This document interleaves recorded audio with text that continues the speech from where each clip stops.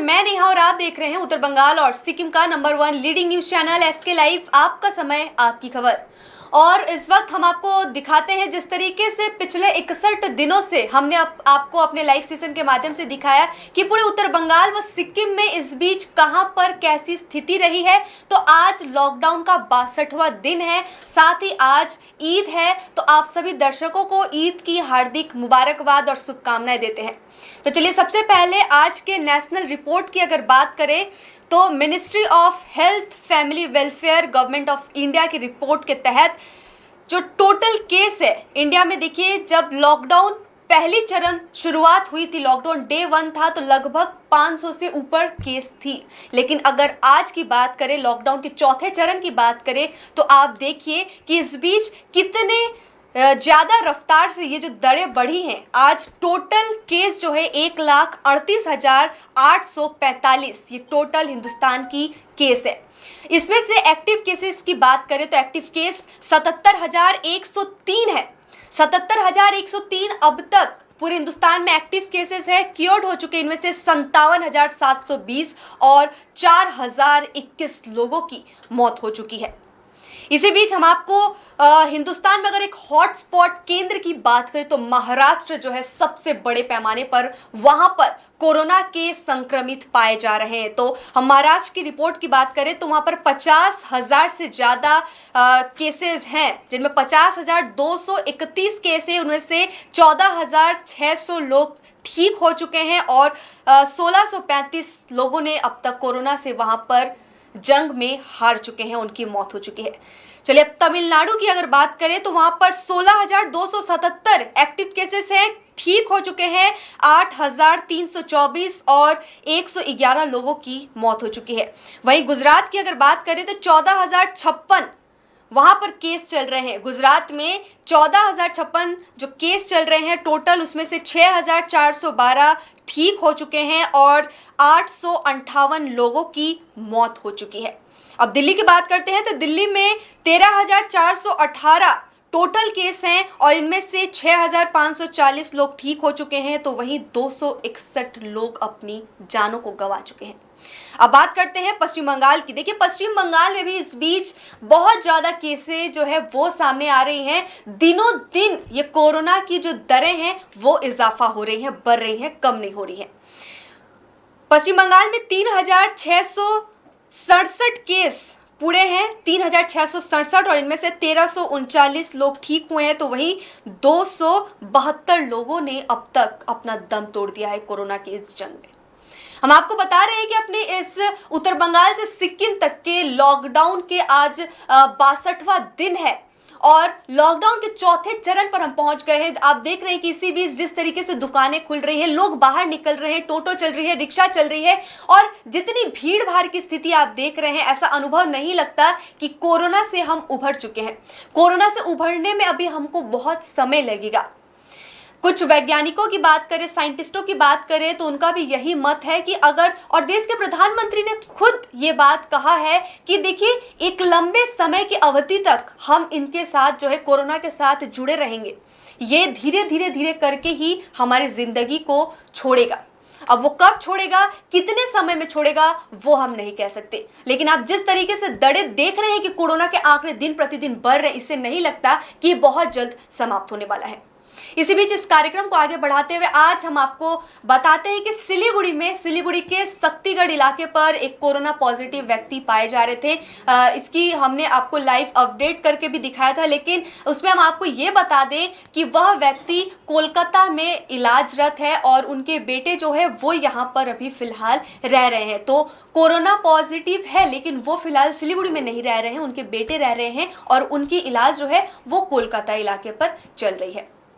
लेकिन टोटल अगर सिलीगुड़ी में केस की बात करें, टोटल कोरोना संक्रमितों की अगर बात करें तो आप देख रहे हैं कि यहाँ पर 4 कोरोना संक्रमित लोग अभी मौजूद हैं।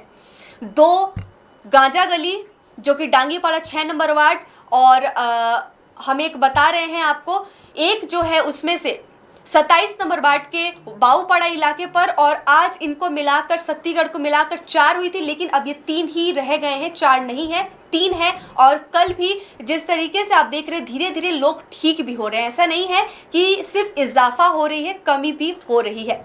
कुल मिलाकर 3 अभी सिलीगुड़ी में कोरोना के लोग हैं और इसके संलग्न इलाकों में भी लोग हैं। तो इसी बीच हम आज ईद का मौका है तो देश के प्रधानमंत्री नरेंद्र मोदी ने देशवासियों को किस तरीके से ईद की मुबारकबाद दी है, एक हम वीडियो के माध्यम से आपको दिखाएंगे। देश आज मना रही है ईद उल फितर। देश में एकता और भाईचारे का त्योहार ईद मनाया जा रहा है। इसे लेकर देश के राष्ट्रपति रामनाथ कोविंद, प्रधानमंत्री नरेंद्र मोदी समेत देश के कई नेताओं ने देशवासियों को बधाई दी है। राष्ट्रपति रामनाथ कोविंद ने उर्दू में बधाई दी है। बता दें कि इस बार कोरोना वायरस को लेकर लागू हुए लॉकडाउन के कारण सभी से घरों पर रहकर त्योहार मनाने की अपील की गई है। पीएम मोदी ने ईद की मुबारकबाद देते हुए सभी लोगों की स्वस्थ रहने की कामना की। प्रधानमंत्री मोदी ने ट्वीट किया, ईद मुबारक, ईद उल फितर की बधाई। इस विशेष अवसर पर करुणा, भाईचारे और सद्भाव की भावना को आगे बढ़ाए, सभी लोग स्वस्थ और समृद्ध रहे। देश आज मना रही है ईद उल फितर। देश में तो ये तो हम दिखा रहे थे कि आपने एक सुना कि हमारे एक वॉइस के माध्यम से कि वहां पर देश के प्रधानमंत्री ने स्वयं देशवासियों को मुबारकबाद दी है ईद की। और एक बार हम फिर से आप सभी दर्शकों को ईद की हार्दिक शुभकामनाएं देते हैं। इसी बीच हम आपको एक बड़ी खबर ये भी बता रहे हैं कि देखिए इस्लामपुर में आज जो है कोरोना के 9 लोग जो है वो संक्रमित पाए गए हैं। इस्लामपुर में 9 लोग जो है वो कोरोना संक्रमित पाए गए हैं। दिनों दिन जिस तरीके से कोरोना के आंकड़े बढ़ रहे हैं, इससे लग नहीं रहा है कि शायद ही ये बहुत जल्द कमेगी। हम दिखाते हैं आपको इस्लामपुर से एक रिपोर्ट। इस्लामपुर में कोरोना के 9 मामले, जिले में कुल 17 पॉजिटिव। उत्तर दिनाजपुर जिले के इस्लामपुर ब्लॉक में नए सिरे से कोरोना के 9 मामले सामने आए हैं। फिलहाल इस जिले में कोरोना के मरीजों की कुल संख्या 17 तक पहुंच गई है। बता दें कि इससे पहले इस्लामपुर महकुमा के करंदिघी में 3, चोपड़ा में 4 व चकुलिया में 1 कोरोना वायरस के मरीज की शिनाख्त हो चुकी है। रविवार को नए सिरे से कोरोना वायरस के 9 मामले सामने आने के बाद इलाके में हड़कंप मच गया है। नए सिरे से पाए गए कोरोना मरीजों में इस्लामपुर गुजरिया इलाके के अधिक लोग शामिल है। इलाके के रहने वाले मोहम्मद अफरोज ने बताया कि ईद से पहले कोरोना के नए मामले सामने आने के बाद लोग काफी आतंकित है। उन्होंने कोरोना वायरस के बारे में लोगों में अधिक जागरूकता अभियान चलाए जाने की वकालत की। इसके साथ ही सोशल डिस्टेंसिंग पर जोर देने की बात कही।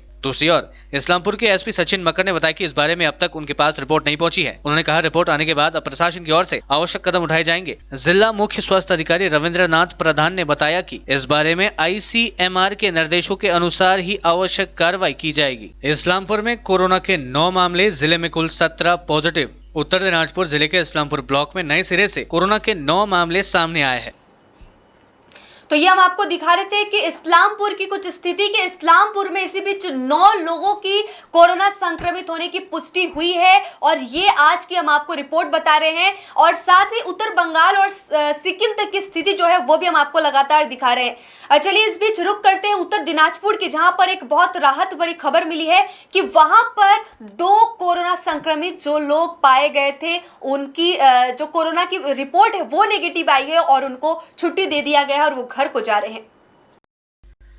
कोरोना की जंग जीतकर घर लौटे 2 लोग, अस्पताल में किया गया सम्मानित। उत्तर दिनाजपुर जिले के रायगंज कोरोना अस्पताल में भर्ती कोरोना के 2 मरीज इलाज के बाद स्वस्थ होकर रविवार को घर लौट गए।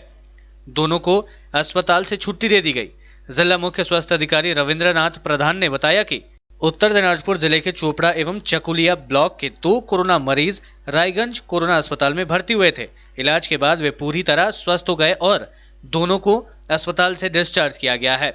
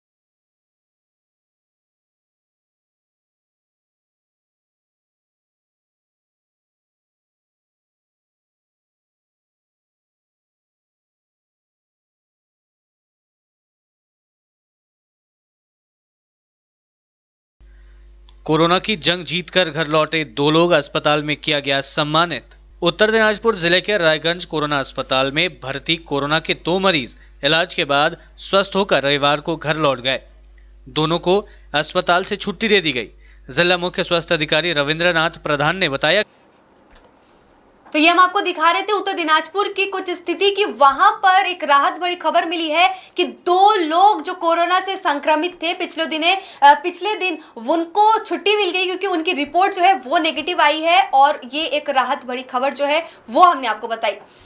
इसी बीच हम आपको सीधा ले चलते हैं नक्सलवाड़ी की तरफ और वहां से फांसीदेवा की एक रिपोर्ट दिखाते हैं कि फांसीदेवा ब्लॉक के घोष पुकुर के जो फ्लाईओवर इलाके पर एक गैस के टैंकर के साथ एक बाइक चालक की आमने सामने की टक्कर हो गई और वहां पर बाइक सवार जो व्यक्ति था वो गंभीर रूप से घायल हो गया और स्थानीय लोगों की मदद से एवं पुलिस की मदद से उनको ले जाया गया उत्तर बंगाल मेडिकल कॉलेज अस्पताल में, जहां पर रास्ते पर ही उनकी दर्दनाक मौत हो गई। सीधा आपको ले चलते हैं, वो स्थिति दिखाते हैं फांसीदेवा से और अब तक की सबसे बड़ी खबरों में से एक जो कि हम आपको एक बार फिर से बता दें कि फांसीदेवा के घोष पुकुर इलाके के जो फ्लाईओवर है वहां पर एक गैस की टैंकर के साथ एक बाइक सवार व्यक्ति के आमने सामने की टक्कर हो गई और जिसमें रास्ते हॉस्पिटल जाते हुए वो रास्ते पर ही अपना दम तोड़ दिए।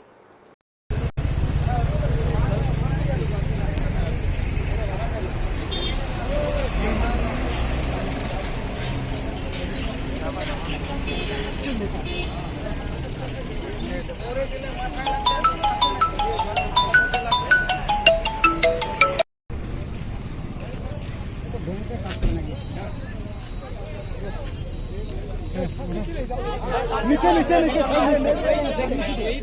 আরে উঠো উঠো নিয়ে গেলে হয় তাড়াতাড়ি নিয়ে গেলে হয় বাঁচে আছে না তাড়াতাড়ি নিয়ে গেলে হয়।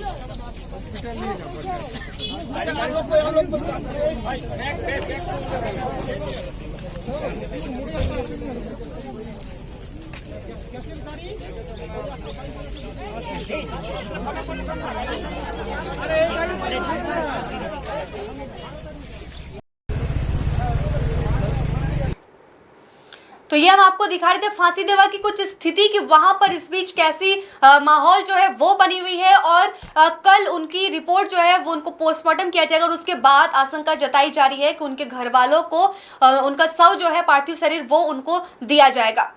इसी बीच हम आपको बताते हैं कि जो वायु मार्ग से जो हवाई उड़ानें जो थी वो इस बीच क्योंकि कोलकाता के एयरपोर्ट पे जो चक्रवात आई थी अम्फान, उसके वजह से भारी तबाही हुई है। कोलकाता में संपूर्ण जगहों पर बहुत जगहों पर पानी गया है और जिससे बहुत सारे सामानें तो नुकसान हुई ही है, साथ ही साथ हवाई अड्डे की अगर बात करें तो वहां पर भी पानी घुस गया था, जिस वजह से इस बीच वहां पर कोई भी एयरलाइंस जो है वो नहीं आ जा पा रही। इसी बीच पश्चिम बंगाल के साथ साथ उड़ीसा में भी कोई भी एयरलाइंस जो विमान है वो नहीं चल पा रही है, लेकिन अन्य राज्यों पर जो विमानें जो है वो जा रही है। इसकी एक झलकियां हम दिखाएंगे, ऐसी स्थिति दिखाएंगे। पश्चिम बंगाल और आंध्र प्रदेश को छोड़ पूरे देश में विमान सेवा शुरू। यात्रियों के लिए हर राज्य के हैं अलग अलग नियम। चीन के वुहान शहर से पूरी दुनिया में फैले कोरोना वायरस के संक्रमण की रफ्तार पर ब्रेक लगाने के लिए भारत में देशव्यापी लॉकडाउन 25 मार्च से शुरू किया गया था, जिसके बाद से उड़ान सेवा भी बाधित हो गई थी। लॉकडाउन के चौथे चरण में जब जनता को तमाम रियायतें मिली तो कई दौर की मंत्रणा के बाद 25 मई से घरेलू उड़ान सेवाओं को फिर से शुरू करने का फैसला लिया गया।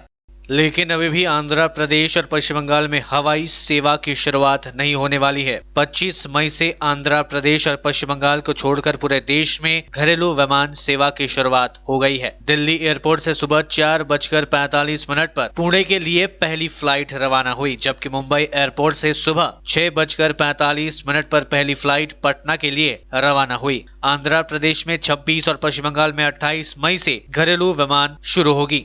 पश्चिम बंगाल और आंध्र प्रदेश को छोड़ पूरे देश में विमान सेवा शुरू। यात्रियों के लिए तो ये तो हम आपको दिखा रहे थे ऐसी कुछ स्थिति। और देखिए जिस तरीके से कोरोना की दरें बढ़ रही हैं, इसके आंकड़े बढ़ रहे हैं, हमें सावधान और सतर्क रहना जो है इस बीच अति आवश्यक है। हम आपसे बहुत बार अपील किए हुए हैं और आज एक बार फिर से करते हैं कि आपके बिना वजह घर से बाहर मत निकलिए और निकल रहे हैं तो दूरी बनाए हुए मास्क पहनकर, ग्लव्स हो सके तो ग्लव्स पहनिए और जितनी कम हो सके घरों पर ही रहिए, बाहर मत निकलिए। चलिए, माहौल जो है वो ईद से रमा हुआ है, तो ईद की कुछ आज की स्थिति दिखाते हैं कि लोगों ने घर पर रहकर किस तरीके से ईद मनाया है। हम आपको दिखाते हैं कूच बिहार की कुछ स्थिति और नक्सलबाड़ी पर कि वहां पर लोगों ने किस तरीके से ईद मनाया।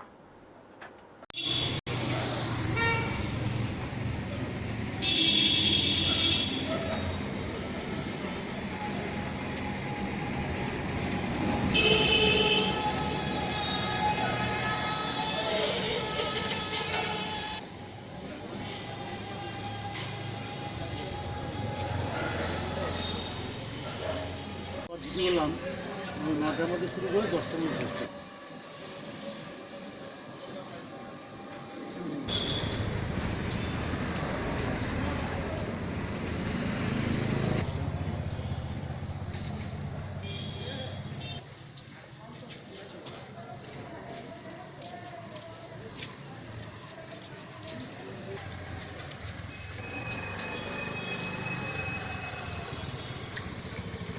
দেখাবে ওই ইউর মেডিকেল সেই ইউর মেডিকেল বললাম 9টার মধ্যে শুরু করে 10টার মধ্যে হচ্ছে।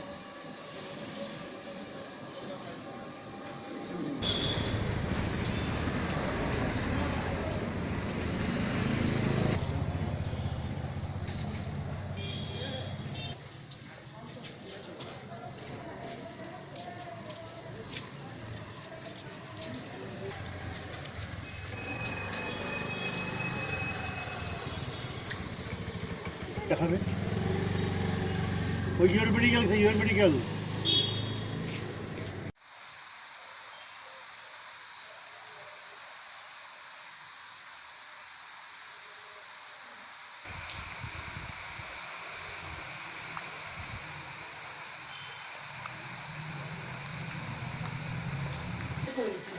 চারটে পাঁচটা থেকে ভরে শেষ করে দিচ্ছি।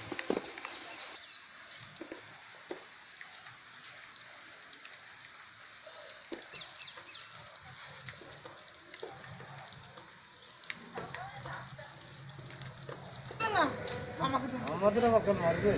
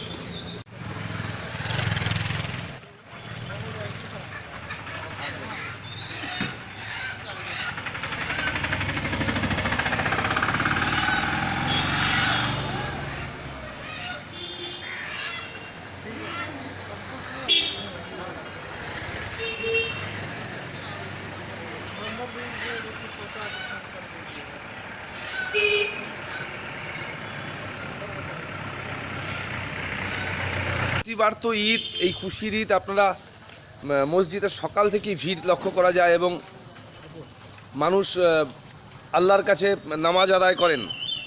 এবছর তো একটু অন্য ছবি, কি বলবেন আপনারা কিভাবে ঈদ পালন করছেন একটু যদি বলেন।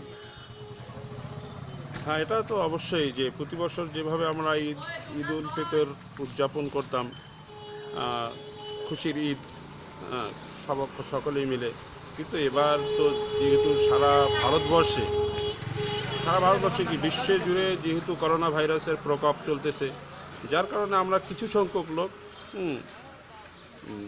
সোশ্যাল ডিস্টেন্স মেনটেন্স করে আমরা ঈদ উল ফিতর নামাজ অনুষ্ঠিত করলাম, নামাজ আদায় করলাম। আপনার নাম এবং কোন মসজিদে কি দায়িত্বে আছেন? আমি এই পুরাতন মসজিদের ইমাম, আমার নাম আব্দুল আজিজ মিয়া। এবার আমরা ঈদ আমাদের বাড়িতেই পালন করেছি, যেহেতু এবার মসজিদে আমাদের এবার তালা দেওয়া, এবার মসজিদে আমাদের কোনো ঈদের উৎসব হচ্ছে না, এবার যা করার বাড়িতেই। অলরেডি কি হয়ে গেছে নামাজ? হ্যাঁ দাদা, আমাদের নামাজ পড়া হয়ে গেছে, নামাজ টামাজ পড়ে এবার মনটা খুব খারাপ লাগছে। প্রত্যেকবার যেহেতু আমরা মসজিদে এসে খুব আনন্দ করি, সবার সঙ্গে কোলাকুলি হয়, আমাদের ঈদ উৎসব পালন করা হয়। এবার সেটা করা হয়নি, যা নিয়ম করার বাড়িতে একটু নামাজ পড়া, এটুকুটাই আমাদের করা হয়েছে। এই সময় যে এখন তো প্রায় যেই টাইমটা এখন 9টা বাজে, এখন তো এই সময় ভিড় থাকে এখানে। এখন তো এখানে জমজমাট, এখানে সবার সঙ্গে আত্মীয় স্বজন, বন্ধু বান্ধব, অচেনা সবার সঙ্গে আমরা কোলাকুলি করি, সবার সঙ্গে ঈদ উপভোগ করি। কিন্তু এবার এটা কি কারণে? Corona virus. কারণ করোনা ভাইরাসের কারণে সারা দেশ এটাকে মানছে, আমাদেরও মানতে হচ্ছে। আত্মীয় স্বজন, হ্যাঁ আত্মীয় স্বজন, আত্মীয় স্বজনদের সঙ্গে এবার এই ফোনে যার যেটুকু কথা বলা, ভালো আছো ভালো আছি এইটুকুই। অন্যান্যবার কী হয়, আত্মীয় স্বজন আসে, না হলে আমরা যাই, এবার সেই যাওয়া আসারও কোনো ব্যাপার নাই। এটা কি নবাববাড়ি মসজিদ মার্চেন্ট? এটা আমাদের মার্চেন্ট নবাববাড়ি মসজিদ, আমার বাড়ি এখানেই। কিন্তু এবার খুবই খারাপ লাগছে, ছোটো থেকে বড় হয়েছে এই মসজিদে আমরা ঈদের নামাজ পড়ছি, কিন্তু এবার বাড়িতে করতে হবে। আর এমনি যেইভাবে সেমাই টামাই খাওয়ানো হয় বাড়িতে নিজেরাই নিজেরাই আত্মীয় স্বজন। এখন মানে ব্যাপার হচ্ছে বন্ধু বান্ধবকে এখন ডাকাটাও কেউ আসতেও যাবে না, কাউকে বলবো সে বলবে যে করোনা ভাইরাসের ক্ষেত্রে এবার মানে সব কিছু একা একাই করতে হচ্ছে।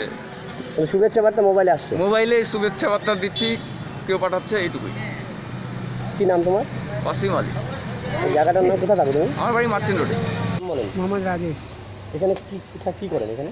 এখানে বাড়ি আছে মানে ভিতরে। আচ্ছা, এই মসজিদের নাম কি? এবার নববাড়ি মসজিদ। নবাববাড়ি। এবার কি হবে, ঈদের নামাজ কিভাবে করলেন? সবাই নিজে নিজে বাড়ি বাড়ি পড়তেছে, সবাই বাড়ি বাড়ি পড়তেছে। তারপরে কজন পড়লো, দূরত্ব করে পড়লো, পড়ে চলে সকালবেলা চলে গেল। আর যে যে মৌলবি ছিল, আমরা ছিলাম, কয়েকজন ছিল। কখন করেছেন? হ্যাঁ 5 জন। কখন করেছেন? 5:30 ভোরবেলা, মানে নিয়মটা করেছেন? নিয়ম রক্ষা করছে, সবাই তাই করছে। এখানে সময় কটা থেকে কটা? तो ये तो हम आपको दिखा रहे थे कूच बिहार की और नक्सलबाड़ी पर लोग किस तरीके से वहां पर ईद का जश्न घरों पर मना रहे हैं सोशल डिस्टेंसिंग को मेंटेन करते हुए। तो सिलीगुड़ी की भी एक रिपोर्ट दिखाते हैं हमारे संवाददाता राजीव झा के साथ कि उन्होंने जब आज एक जन से मिले कि ईद पर लोग किस तरीके से मना रहे हैं, तो दिखाते हैं वहां से सिलीगुड़ी से एक रिपोर्ट राजीव झा के साथ।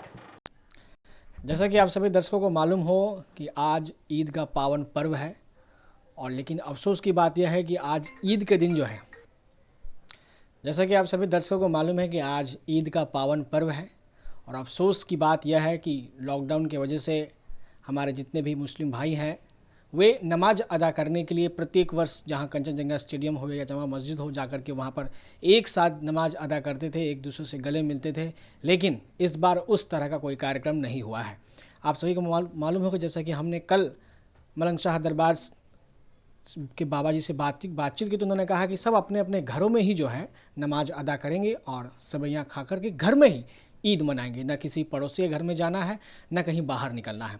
तो इसी क्रम में हम एक घर में आए हैं जहां पर आप देख पा रहे हैं कि लोग जो है आज ईद अपने ही घरों में मना रहे हैं।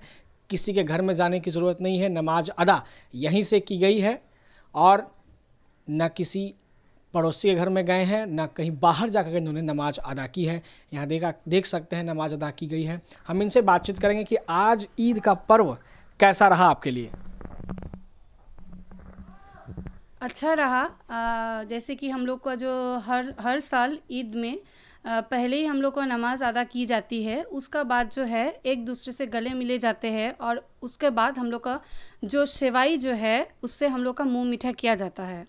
तो इस बार भी हम लोग वैसे ही किए हैं, लेकिन कारण बस जो अभी जो कोरोना वायरस का जो ये लॉकडाउन जो ये चल रहा है, इसका वजह से इस साल सबको घर में ही नमाज़ पढ़ना पड़ा हम लोग को, और मस्जिद में तो हम लोग का कोई जाने नहीं सका नमाज़ पढ़ने के लिए, और ना ही कोई किसी का घर में जा सका ईद मनाने के लिए। जैसे कि हर साल ऐसे ही होता है कि आस पड़ोस जितने भी होते हैं, जितने भी रिलेटिव होते हैं, हम लोग उनके घर में जाते हैं, वो हम लोग के घर में आते हैं। हाँ, और इस बार वो ऐसा नहीं हुआ, बस यही बात दुख है। तो दिन भर किस तरह मनाएंगे ईद? अभी आपने नमाज अदा की है, अब कैसे दिन भर का कार्यक्रम रहेगा? ऐसे ही जैसे नमाज अदा हम लोग किए हैं, अभी सेवई खा के हम लोग का मुँह मीठा किया जाएगा, ऐसे ही चलेगा ईद। आप क्या कहना चाहेंगे?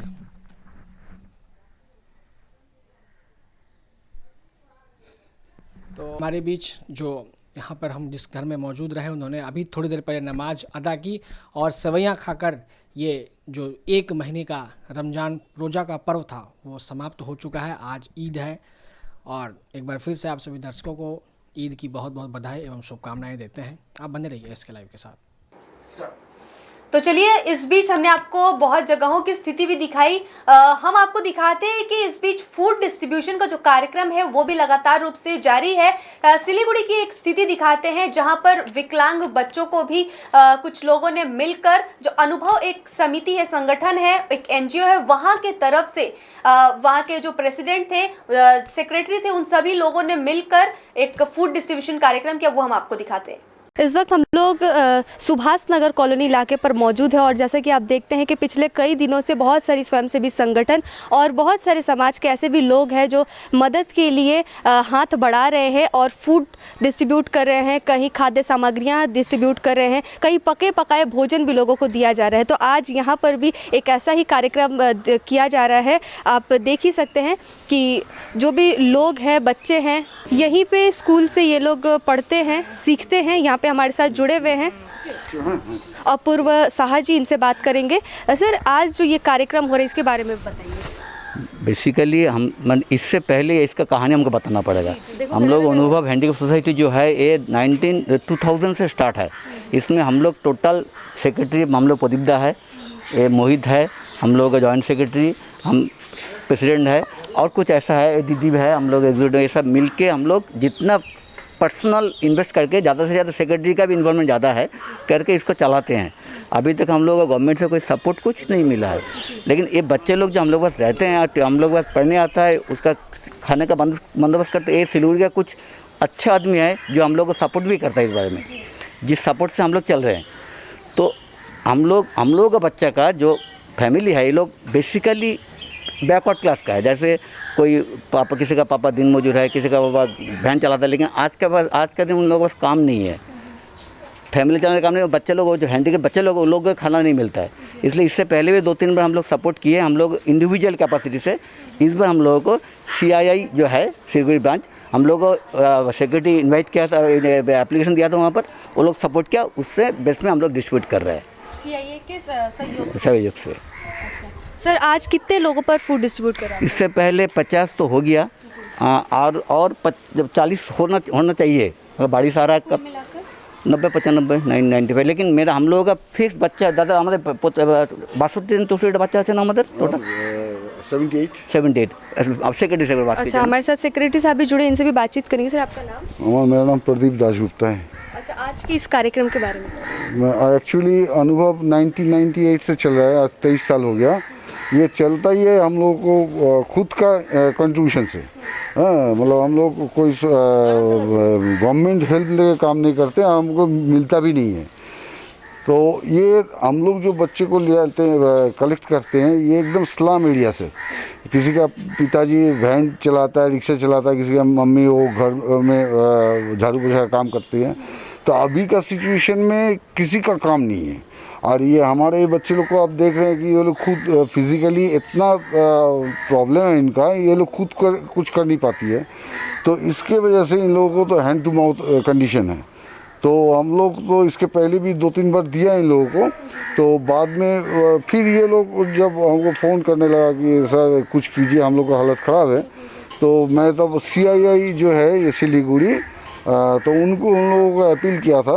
तो वो लोग बहुत अच्छा रिस्पांस किए और टोटल हम लोग टारगेट किया, इसके पहले 98 हुआ था, और 98 करीब टारगेट किया। अभी तक तो 45-50 तो चला गया होगा। तो अभी देखते हैं और जाएगा। अच्छा, और भी जैसे कि लॉकडाउन तो दिन प्रतिदिन बढ़ ही रही है, अगर ये और भी एक्सटेंड होती है तो आप लोग और क्या क्या काम करने वाले हैं? नहीं, करना तो पड़ेगा, क्योंकि देखिए हम लोगों को जो ये बच्चे लोग, इनको मतलब फिनेंशियली स्टेटस आपको बतलाया, तो ये लोग को तो कैसे तकलीफ होगा तो अगर कुछ हम लोग नहीं देंगे तो इसके पहले भी हम लोग उन कंट्रीब्यूशन से किया है, फिर फर्दर करेंगे। अगर सपोर्ट करेगा तो करेंगे, तो फिर करेंगे हम लोग। बहुत बहुत धन्यवाद।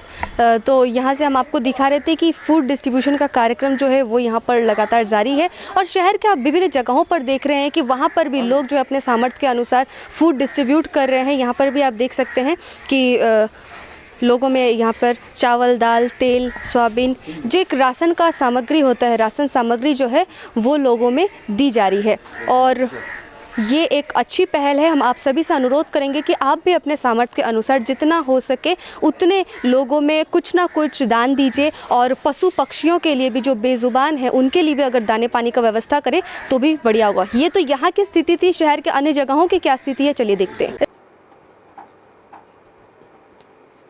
तो ये तो हमने आपको दिखाया कि फूड डिस्ट्रीब्यूशन की कुछ कार्यक्रम, साथ ही अन्य जगहों की स्थिति भी दिखाई। अब हम आपको दिखाते हैं कि एक आजकल के जो युवा है वो भी काफ़ी उत्साहित है कि कुछ करने का उनका जज्बा है। इस जज्बे को हम सलाम करते हैं और आपको दिखाते हैं कि सिलीगुड़ी के ही रहने वाले 3 दोस्त विवेक, प्रभास और विप्लव, इन तीनों दोस्तों ने मिलकर आज देवी डांगा संलग्न इलाकों पर लगभग 50 लोगों में अनाज जो है वो दान किया है, और साथ ही इनको अन्य लोगों ने भी कुछ मदद किया है। चलिए दिखाते हैं आपको। यो खनेर प्रदा यसमा हाल्दिँदा हुँदैन हुन्छ बरु एउटा झोलामा यहाँ खनेर बोजूलाई दिँदा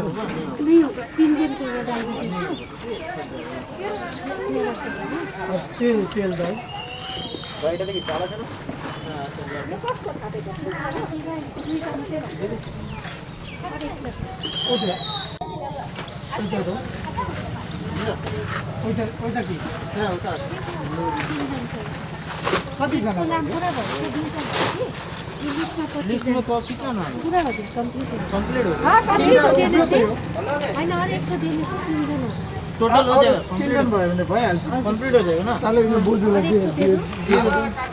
पक्का कन्फर्म होइन त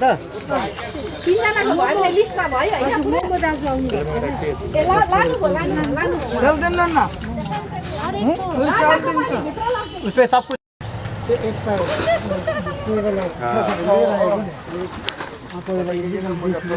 सधैँ चाहिँ अरूलाई भन्थ्यो कि कति अरूलाई भन्दै हामी आफै गऱ्यौँ क्या। तो ये तो वहाँ की देवी डांगा संलग्न इलाके की स्थिति थी। उत्तर बंगाल से सिक्किम तक की स्थिति भी हमने आपको दिखाया, और चलिए हम आपको दिखाते हैं कि सिलीगुड़ी शहर की इस बीच क्या स्थिति है लॉकडाउन के 62वें दिन पर। एक झलके वहाँ से भी दिखाते हैं। आप सभी को ईद की बहुत बहुत शुभकामनाएं और मुबारकबाद। और हम लोग जानते हैं कि आज जो है कोरोना के बीच शायद पहली दफ़ा ऐसी सदी में हुई होगी कि लोग जो है वो पहली बार कोरोना के बीच एक ऐसी महामारी के बीच ईद का त्यौहार मना रहे हैं कि देखिए कि सभी लोग घर पर अपने अपने कैद हैं, घरों से नमाज अदा कर रहे हैं, मस्जिद में आनी मनाही है। साथ ही साथ कंचनजंगा स्टेडियम पर जहां पर सभी लोग एक साथ सजदा अदा करते थे, नमाज पढ़ते थे, लेकिन आज की स्थिति में ऐसी कुछ भी स्थिति जो है वो नहीं देखी गई है। आप देख ही सकते हैं कि सड़कें जो है थमी सी हुई आपको नज़र आ रही है, लेकिन जो कामकाज के लिए वाहनें निकली हुई बस वही निकली हुई है और वही जारी है। और इस बीच सभी लोग अपने अपने घरों पर रह के ही ईद मना रहे हैं। और चलिए हम आगे बढ़ते हुए देखते हैं कि शहर की स्थिति क्या है, और सभी को एक बार फिर से हम ईद मुबारक कहते हैं। यहाँ पर आप देख रहे हैं कि जो भी लोग अपने अपने कामकाज की वजह से निकले होंगे बाहर, और ज़्यादा लोग जो है वो आपको सड़कों पर नहीं दिख रहे हैं। वेदर भी आप देख रहे हैं कि कुछ दिन से बिगड़ी हुई है, और बारिश की भी मौसम अभी आप अनुभव कर सकते हैं कि बूंदाबूंदी की जो स्थिति है वो हो रही है। कभी हल्की सी धूप हो रही है, कभी बरसात हो रही है, ऐसी स्थिति जो है वो देखी जा रही है। और पहले जिस तरीके से जितने बेहतर ढंग से लोग ईद का त्यौहार मनाते थे, ऐसी स्थिति अब नहीं रही कि लोग एक दूसरे के घरों पर जाएं, ईद मनाएं, ईदी दे, सेवैयाँ खाएं, ऐसी कुछ भी स्थिति जो है इस वर्ष नहीं देखी जा रही है। लोग जितने भी लोग हैं सब अपने अपने घरों पर रहकर ही इस वर्ष ईद मनाएंगे। और ये एक स्थिति जो है वो हम आपको दिखा रहे फिलहाल हाशमी चौक से, कि यहाँ की स्थिति देखिए, दोपहर हो गया है, लगभग सब अपने घरों पर है, और जो लोग निकले हुए बस अपने कामकाज के लिए निकले हुए, चाहे टोटो हो, चाहे रिक्शा हो, चाहे बाइक हो, चाहे स्कूटी हो, सभी वाहन जो है वो अपने कामकाज के लिए निकले हुए हैं। एम्बुलेंस जो है वो भी अपनी सर्विसेज दे रही है, और जितने भी कोरोना वॉरियर्स हैं, चाहे वो पुलिसकर्मी कहें आप, चाहे डॉक्टर्स, नर्स कहें, फायर ब्रिगेड के योद्धा कहें, जो हमेशा अपनी गाड़ियों से हॉस्पिटलों को, बस स्टैंडों को सैनिटाइज करवा रही है, सभी इस बीच जुड़े हुए हैं। आप सभी को एक बार फिर से ईद की मुबारकबाद देते हैं और ये कहना चाहते हैं कि देखिए आज ईद का त्यौहार इतना बड़ा है कि सभी लोग एक दूसरे के घरों जाकर मनाते थे। कोरोना की इस महामारी में लोगों को घर में कैद करके इस तरीके से मनाना पड़ रहा है और अगर अभी भी लोग सतर्क सावधान नहीं हुए तो हो सकता है कि आने वाली बहुत सारी ऐसे त्योहारें हैं जो हो सकता है शायद घर पर ही रहकर मनाना पड़े। चलिए तो यहाँ की स्थिति थी, अन्य जगहों की स्थिति दिखाते। देख रहे वेनस मोड़ पर मौजूद है और यहाँ पर जो 6 नंबर वार्ड की जो गली जाती है यहाँ पर सैनिटाइज करने के लिए लोग जो है वो मौजूद है। जो भी वाहन इस साइड से निकल रही है या फिर जो अंदर की तरफ जा रही है उन वाहनों को जो है सैनिटाइज किया जा रहा है। हम आपको यहाँ की स्थिति दिखाएंगे कि देखिए 2-3 लोग जो है वो यहाँ पर मौजूद है और बैरिकेड्स को भी सैनिटाइज किया जा रहा है। ये जो स्थिति है वो हम आपको दिखा रहे हैं इस वक्त सिलीगुड़ी के हाशमी चौक से और अन्य जगहों की स्थिति भी दिखाएंगे। तो आप देख ही रहे हैं कि इस प्रकार से यहाँ पर बैरिकेड्स को भी सैनिटाइज़ किया जा रहा है। जो भी स्कूटियाँ आएंगी, ये देखिए जहाँ पे एक स्कूटी आई है उसको भी सैनिटाइज़ किया जा रहा है पूरे तरीके से, उनके चक्कों को कि वो कहाँ से आए हैं नहीं आए हैं। तो ऐसी स्थिति जो है वो हम आपको सिलीगुड़ी से दिखा रहे हैं। साथ ही अंदर की तरफ हम आपको दिखाएंगे कुछ महिलाएं जो है वो भी ईद के लिए निकली हुई थी और फ़िलहाल वो शायद देख के जा रही हैं, लेकिन ईद के लिए महिलाएं और बच्चियां जो है वो निकली हुई थी। साइकिलों को भी सैनिटाइज़ किया जा रहा है, आप देख ही सकते हैं। तो हमने इस बीच आपको दिखाया कि उत्तर बंगाल और सिक्किम की स्थिति जो है वो इस बीच कैसी बनी हुई है। साथ ही साथ आपने देखा कि फूड डिस्ट्रीब्यूशन का जो कार्यक्रम है वो भी लगातार मानवता के नाते लोगों ने हमेशा जारी ही रखा है। कोई दिखा रहे हैं, कोई नहीं दिखा रहे हैं और बहुत सारी ऐसी जो स्वयंसेवी संगठनों के द्वारा हो, लोगों के द्वारा हो, यहाँ तक कि जो पुलिस सख्ती के साथ लोगों के साथ बर्ताव कर रही थी, पेश आ रही थी। अगर डे 1 की बातों को अगर याद किया जाए, अगर आपको याद हो तो उस बीच जिस तरीके से पुलिस लाठियां बरसा रही थी और लोग अपनी अपनी दुकानों को छोड़कर जो देर रात तक खुले रखे थे, हमने वैसी भी स्थिति जो है वो आपको दिखाया था और आपको स्थिति दिखा रहे थे। और अब तक जो है आज लॉकडाउन का 62वां दिन है। देखिए जब लॉकडाउन शुरू हुई थी तो जनता कर्फ्यू हुआ और उसके बाद लॉकडाउन जो है 21 दिनों के लिए बना।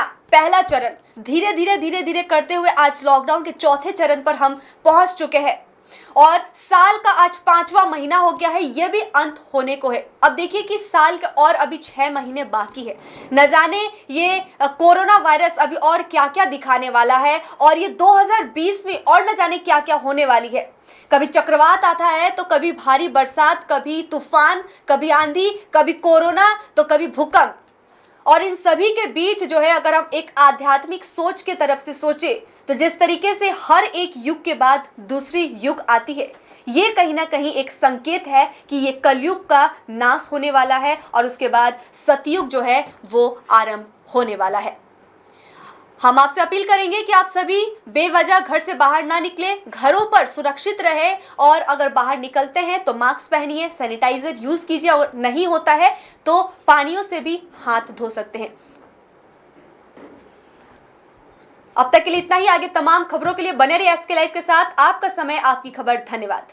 100% आयुर्वेदिक दमादमन किट प्राप्त करें और अपने फेफड़ों को बिना किसी दुष्प्रभाव के घातक वायरस से लड़ने की शक्ति बढ़ाएं। फेफड़ों की ताकत बढ़ाने और साथ ही साथ एलर्जी, खांसी या फिर ब्रोंकाइटिस और अस्थमा जैसी बीमारियों से भी लड़ने के लिए राहत देती है दमादमन किट। इस किट में आप पाएंगे दमादमन सिरप, दमादमन चूर्ण, दमादमन हर्बराज हर्बल टी, जिसका मूल्य है 750 और आपको देने हैं सिर्फ 700 रुपए।